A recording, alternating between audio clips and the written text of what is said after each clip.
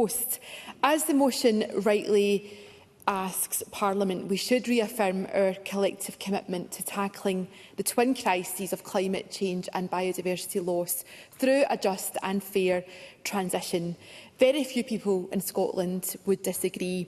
We've had really helpful briefings, including from Stop Climate Chaos Scotland, Scottish Land and Estates, Uplift and Scottish Rewilding Alliance. Tackling climate emergency is an era-defining challenge, and all politicians and all governments have a moral responsibility to act. We can't slow down or lose courage. But as other colleagues have said today, and I think as the government recognises itself, the government has been struggling to turn ambition into action. We've heard about the government's failure to meet legal targets, and that is really important. Sarah Boyack set out at the beginning that we must see the new climate bill from the government. We can't have any more delay. We need a climate change plan at the back of that. But just if I can quote Dr Shivali Fifield from the Environmental Rights Centre for Scotland, because she says, quote, "To the government we say, show us your homework. Too many times you have overpromised and under-delivered. And in a climate emergency, the stakes are too high for wishful thinking."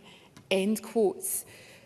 We agree the failure to meet targets is not the only case of the government failing. We've heard many say, including the Climate Change Committee, we've seen an absence of climate policy. And I agree with Transform Scotland that the Scottish Government's commitment to cut car kilometres by 20% by 2030 is to be commended. But we are now 3 years on from that commitment with no real plan in place, and that isn't good enough. So I hope we will have a real answer, and when the route map to reduce car kilometres by 20% will be published, and what policy measures it will contain. Of course.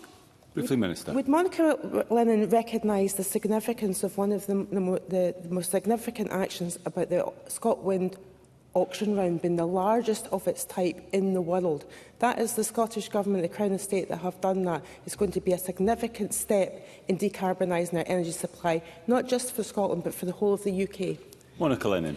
Well, I was talking about transport, but on ScotWind, what I do hear is a concern that Scotland's seabed has been sold off far too cheaply. But I think we can have another debate about that. But back to transport, because what additional policies will be introduced to support the expansion of train, tram and bus services?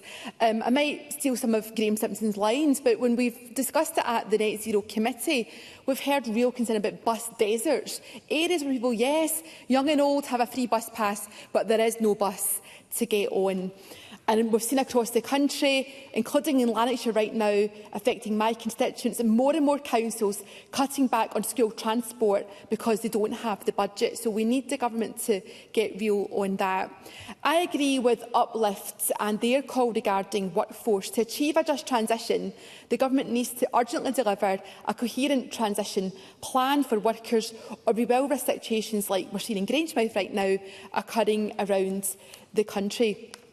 If I can bring my remarks to a close, I just want to quote Lord Deben, the outgoing chair of the Climate Change Committee. He said, "Our children will not forgive us if we leave them a world of withering heat and devastating storms, where sea levels rise and extreme temperatures force millions to move because our countries are no longer habitable.